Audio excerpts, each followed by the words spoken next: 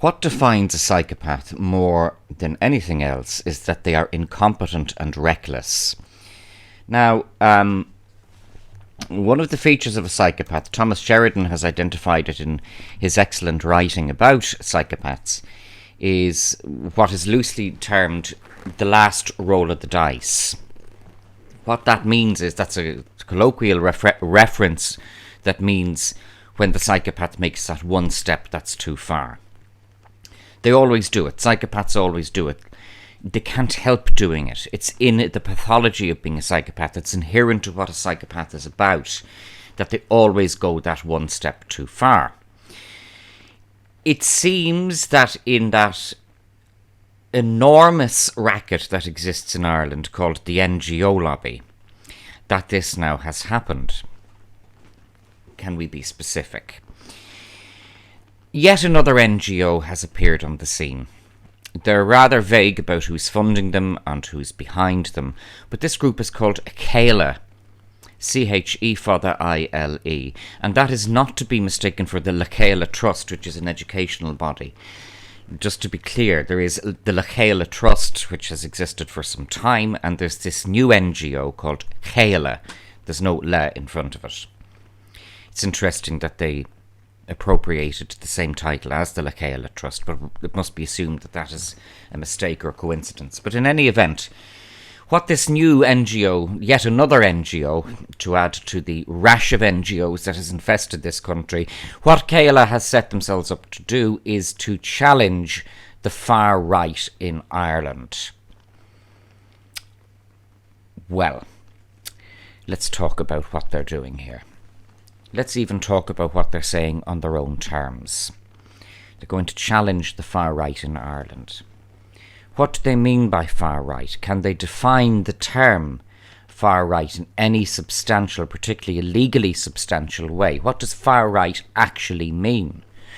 Because far right in the broader historical context of the 20th century means predominantly the Nazis of Germany who wore jackboots and who were instrumental in the murder of 6 million Jews. That would be far right in a more credible, defined sense. The far right has existed across Europe.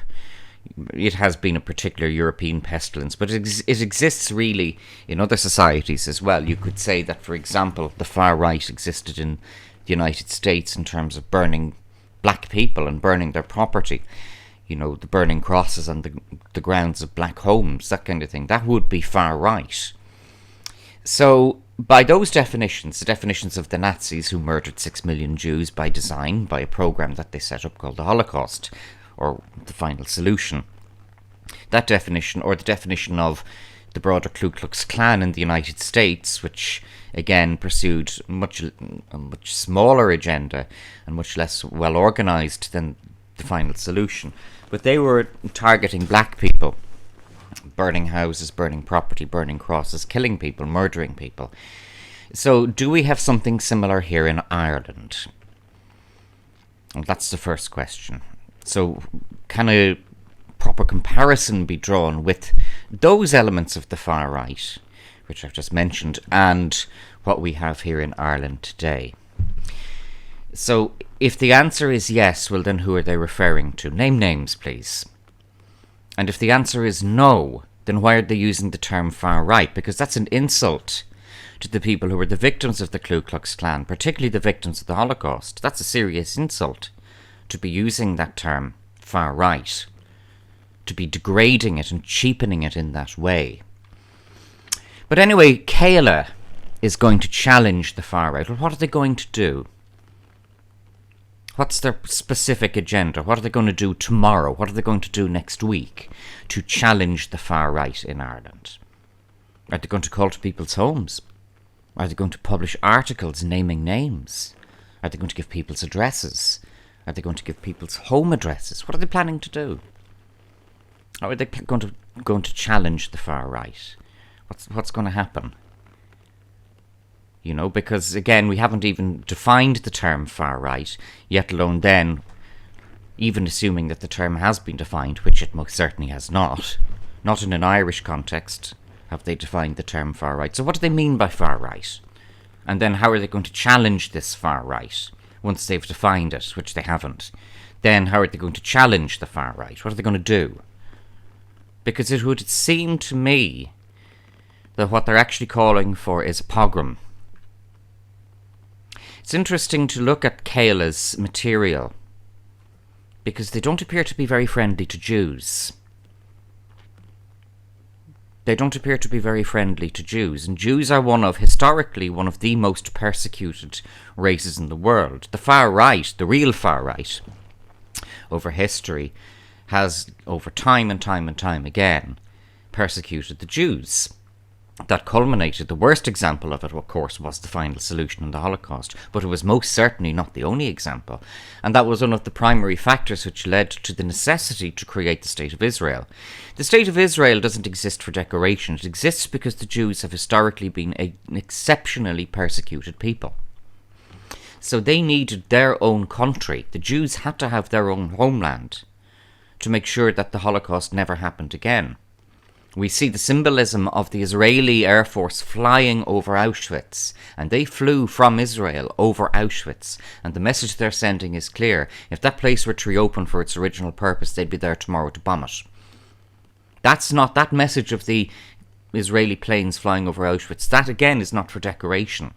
That's to send a very clear message that the Jews and that the State of Israel will not tolerate the Jewish people being subjected to anything like the final solution ever again. So the State of Israel exists for a very important purpose. A very important purpose indeed, to prevent a repetition of the final solution on the Holocaust. But Kayla don't appear to be very pro-Israel. This is surprising and it's a contradiction, but when you're dealing with psychopaths, they're always full of contradictions. But then another question, of course this is the important one, because it's always about this. Who's funding Kayla? Where's the money coming from? Who's putting the money up for this? When we look at gript.ie, actually, when we look at the nature of the NGO racket, there's a very good article by gript.ie, which said that in one instance the HSE, the Health Service Executive, is funding an NGO which is lobbying in relation to alcohol awareness. And who is this NGO lobbying? They're lobbying the HSE. So the HSE is paying an NGO to lobby itself. That is just one instance of the racket that exists around the NGOs. And it is a racket. 5 years ago, even 1 year ago, if you had said to Irish people, NGOs, they'd have said, what? But what has happened? There has been a shift in consciousness. There's been a growing wisdom. One doesn't really like using the term wake up. But there has been a growing wisdom about exactly what the NGOs are. And out here in the alternative scene, we're just not letting go of that particular message. That message being 5 billion euros of Irish taxes are going into this lobby. 5 billion, 5,000 million euros a year is being spent on a lobby whereby the Health Service Executive pays a private group to lobby itself. That's only one example of it. That's only one example. Then look closer. Look closer at the people, and I won't name them in this particular video. I will in a later video. Look closer at the people involved in the NGOs. Some of the classic examples, some of the old hardies of the NGOs are, for example, Barnardo's. Because Barnardo's appears to be the starting point for an awful lot of these people who make a very, very comfortable living indeed throughout their entire lives from working in the NGOs. Then what are the NGOs doing? So we have Rethink Ireland. Rethink Ireland is yet another NGO that only started recently, possibly this year. So now we have Chéile, which started in October but had its launch a few days ago. Whatever these launches are, they usually involve a big bash for people and wine and canapes, this kind of thing. And RTE are always there. RTE in the Irish Times, they're there. But Rethink Ireland isn't that particularly old, and has been around, not been around very much longer. And apparently Rethink Ireland is also dealing with getting us to rethink Rethink, because our thoughts are wrong. We need to rethink. And Rethink Ireland will tell us what thoughts we should have. Indeed. So, it's important to bear in mind that people are entitled to their own opinions. Not only are they entitled to their own opinions, but they're also actually entitled to express them as well. Ireland already has incitement to hatred laws that are long established. Those laws are clear, but they're unambiguous and they're narrow. In other words, incitement to hatred in a criminal sense is targeting a specific individual based upon, say, their race or their gender or their sexuality, targeting that person, naming them, and making them a target for violence or a target for vilification. Also, Ireland should have better defamation laws to allow people in a private arena to deal with being slandered, whereas in fact our 2009 defamation law, people don't realise this, makes it virtually impossible for people to assert their good name. This hasn't come into the public arena at all. No. What's in the public arena are the NGOs telling us all how racist we are. And what evil, bad people the Irish are. In our own country. People like my parents who are 90 and 91. People like me who's 47. Oh no, we're the bad guys, according to Rethink Ireland and according to Chéile. We need to be taught how to rethink. Yes. So, in fact, the right of an individual to protect his or her good name has largely been stolen from them. It's been stolen from them in many other regards as well over the past 10 years. But for me, one of the most striking examples of it and cases of it is the way that our 2009 Defamation Act makes it virtually impossible for people to sue to assert their good name. I can do another video about the specifics of that on another occasion. Let's just let that one sit. So, what we hear repeatedly from these various different NGOs is, the Irish are bad people, and anybody who questions their narrative is a racist or is far right. But let's get back to what this video started with. What does far right mean? And if they're going to challenge the far right, are they going to be specific, or are they just going to keep coming out with woolly vaguenesses? Who are the people that they're going to target in the far right? Are they going to target people at home? Are they going to you see, leaving aside the term far right, there's no question that Ireland is now developing a very powerful alternative conservative media. And this year, what the Psychopaths do is they respond, and one of the features of insanity is responding to a growing problem the same way that they always did. This is what Einstein said. The sign of insanity is to do the same thing over and over and over again and expect different results. For years, the NGO lobby has wasted taxpayers' money on nonsense. People are now beginning to wise up to this. Only beginning. It's only a start.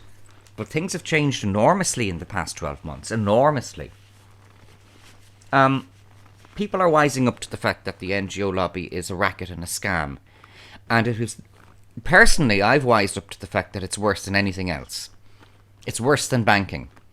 It's worse than insurance. It's the biggest racket and scam in the Republic of Ireland. The NGO lobby. So people have wised up to this, and now they're being called the far right, and the NGO lobby has responded to this by setting up another NGO and wasting more of our money on this. That is the sign of insanity, but it is also an absolute classic red flag of the psychopath. They keep doing the same thing over and over again, despite the fact that the paradigm is shifting on them. People are questioning this now. No, they're going to continue to do what they've done. They set up a new NGO which is continuing to insult us all and tell us all how evil and how racist we are. This is the psychopathic thing. It doesn't show that we're losing. It shows that we're winning. It shows that we're winning. Who are they going to target? Are they going to target people at home doing YouTube videos? Is that what they're going to do? Are they going to name names? Because if we look, really it's David and Goliath. RTE gets a licence fee payment of 200 million a year. The Irish Times enjoys a huge incumbent degree of credibility, still, undeservedly, but still among the Irish people. Yet they're all now having a complete canary over a crowd of people sitting at home doing YouTube videos. I mean, who would have thought we could be so successful? Who would have thought we could have actually scored such a hit with them? Earlier this year, you know, that monster John Williams and RTE came out with a video, The Truth Matters. The truth matters. All they've done is lie. All that RTE has done is lie. And this, you know, this hasn't always necessarily been the case, but it's been prominent since John Williams took over as head of news and current affairs in RTE. Well, we should be flattered. All of us out here with our iPhones, doing our little videos for free. Some of us are monetised, I'm not. And I'm not saying that I'm part of the far right. I deny that. I'm not right-wing. I'm not right-wing. How dare you call me right-wing? Well, nobody has, actually. I wonder what would happen if they did.